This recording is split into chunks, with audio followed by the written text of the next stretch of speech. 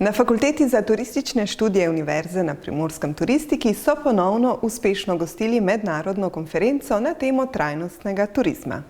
Na Fakulteti za turistične študije turistika smo neizmerno ponosni, da organiziramo že 7. mednarodno znanstveno konferenco Equentros, kar pomeni, da že 14 let ta konferenca je bienalna, uspešno organiziramo znanstveno konferenco.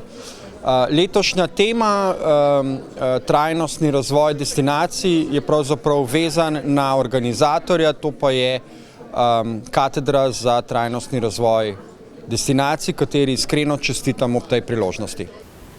Natančneje, mednarodna zasedba strokovnjakov je pretresala dosedanjo uspešnost trajnostnega turizma. Torej, veseli me, da se je danes na turistiki zbralo precejšnje število strokovnjakov iz javnega in gospodarskega sektorja z namenom, da ugotovimo, kako uspešni smo pri udejanjanju tega besedičenja okoli trajnostnega razvoja v turizmu.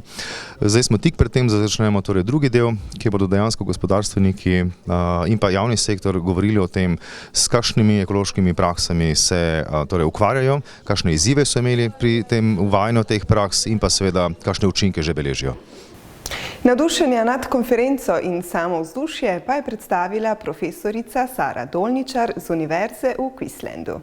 All right, so this is my second time at Equentros, and the first time is a long time ago, so it's been going for a long time. And I love coming back, not only because it's in Slovenia, and Slovenia has pioneered some pretty exciting research, but because it's just a very nice collegiate atmosphere, and you can hear a lot of interesting perspectives from different tourism stakeholders through the day.